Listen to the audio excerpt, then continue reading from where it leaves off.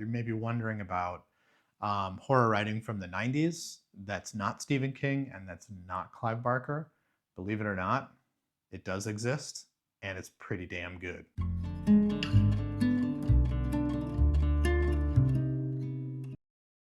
This is my review of Kathe Koja's Bad Brains. I chose to read this for the Week of Weird, which is hosted by Jason from Jason's Weird Reads and Crystal from Fiber Artsy. I'll put links to their channel below and the prompt that they have. And in this prompt, there's 5 questions. One of the prompts is to read a weird book or a weird novel by a woman author. So this is the story of Austin, who is a failing or already failed painter who is also obsessed with his ex-wife, who's named Emily, and she's constantly on his mind. And his friends are also constantly telling him, forget it, stop thinking about her, you've got to get over her, move on. But he simply can't. He's fixated on her, and he's fixated on the time that they spent together, and he's constantly thinking about her, constantly reminiscing about her, constantly reliving moments and anecdotes and everything to do with her.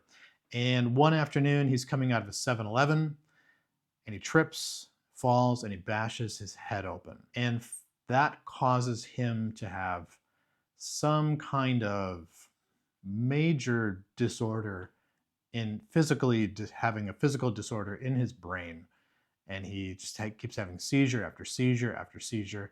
He's hospitalized. He spends quite a bit of time in the hospital, and it seems at one point in his hospitalization, it seems like the doctors can't quite figure out what's going on. They don't know why the treatments aren't working, and then slowly they start to work, and it seems like he's got things under control. As long as he stays on his medication, he should be okay, and he's released. But he's really not okay at all. We don't know how long he's been in the hospital, but it seems to have been quite a long time. When he's released, one of his friends comments that he's really lost a lot of weight, really looks terrible. So when I say that he's not well, he may or may not be having more seizures.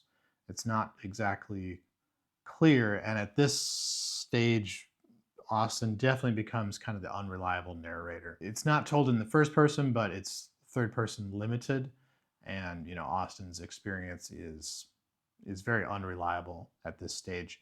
He's kind of having blackouts and strange episodes, and these things kind of build and build over time until he realizes that he's having very strange visions, and slowly there seems to be this like silvery blobs that kind of come into the corners and the peripheral of his vision, and it's these kind of slowly come together into some sort of like serpentine kind of form or entity.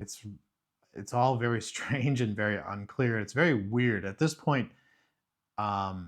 The narrative definitely becomes like weird fiction. So what's clear is that Austin is really losing his grip on reality. He tries to see as many doctors as he can. I mean, he doesn't even have the money to pay them. He doesn't have insurance anymore, but he still keeps trying to see all these different doctors, and none of them really can help him. One of the reasons they can't help him is that he'll reach a point of almost telling a doctor that he's having these visions, but then he doesn't say it because he kind of hesitates and he stumbles, and he realizes that if he vocalizes, if he tells people what is really bothering him, they're going to think that he's lost his mind. From here, this kind of triggers, or this kind of pushes Austin to go on kind of a road trip.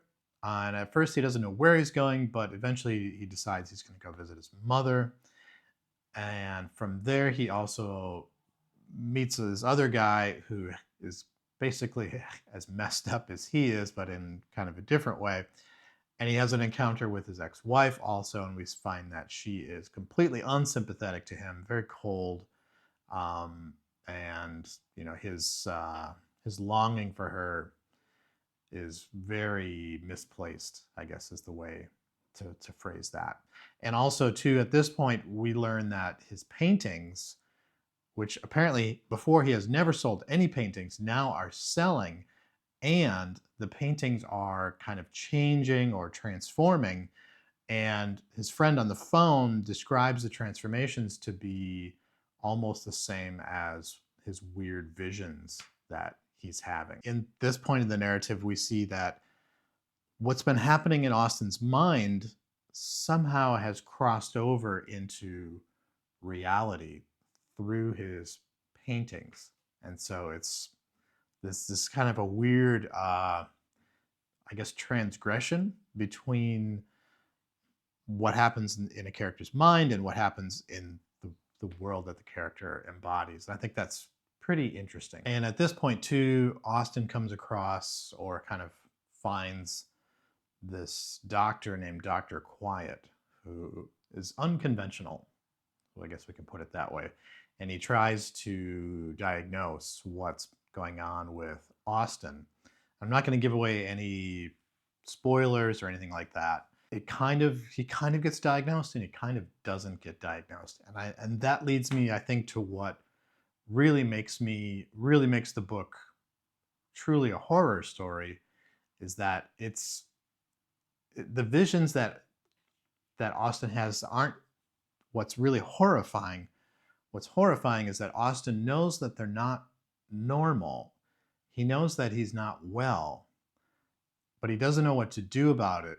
He can't get any help, and everyone that he goes to see can't seem to help him either. They literally can't find anything wrong with him, even though he's already had brain damage. Basically, he's had like all these massive seizures, but he's on this medication, and the medication works, and there's no trace of neurological problems that he has. So I think that's what's really horrifying. And I think, we've all kind of experienced a point, some kind of illness or had an injury or something like that, and had that horrifying moment where we wonder, like, oh my God, what if I'll never be healthy again? What if I'll never be well again? And I think that's what's really horrifying in this story. So this is Koja's second book. Her first novel was The Cipher. This is her second novel. And this was published in 1992. And I bring that up because it's definitely one of the things that I liked about this book, and I liked about The Cipher also, is that it comes from a time in horror writing and horror storytelling when horror was really big, and authors like Stephen King and Clive Barker were the big names on the shelves at the time, and were definitely selling tons and tons of books. But it was a time when horror was a very broad genre, which means, when I say that, I mean that there were writers within the genre who were definitely writing horror stories, but were also trying to be good writers and trying to craft unique stories with uniquely stylized prose, which is something that seems to kind of fallen by the wayside now, where there's just a lot of like same kind of stuff. I call it the Netflix Stranger Things effect, where as soon as one thing sells well or is suddenly tagged as hot or popular, all these sort of clones come along with it. And I think that happened. I know that's always happened before, but I think it happens now on a much larger scale than ever before. And so I like this book because it's didn't fall into that trap. And actually, her writing is always very unique. Her storytelling is always very, very unique. And she's continued to publish. She's actually quite prolific. She's quite well published, and she's continued to stretch a lot and push the boundaries of genre writing. I also really like her prose. It's really deconstructed prose and really almost experimental, at least in my mind, especially having come to it after reading a lot of crime fiction, a lot of hard-boiled fiction, which is not always stylistically adventurous. It tends to stay in its lane, whereas I found her writing to be very almost wild at times. It took me a while to sort of break through and get used to the prose and come to like it. It's not that I didn't like it, but it was just like it was very different. It's not very traditional narrative prose. It's almost as if, well, it's not almost as if, what she has done is she has made the prose part of the narrative rather than just a means to tell the narrative.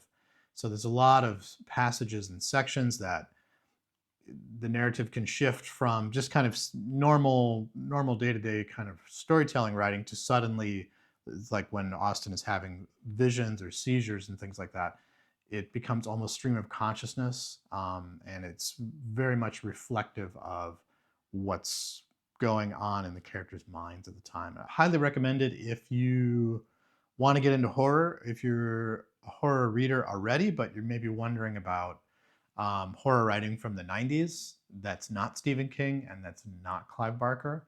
Believe it or not, it does exist, and it's pretty damn good.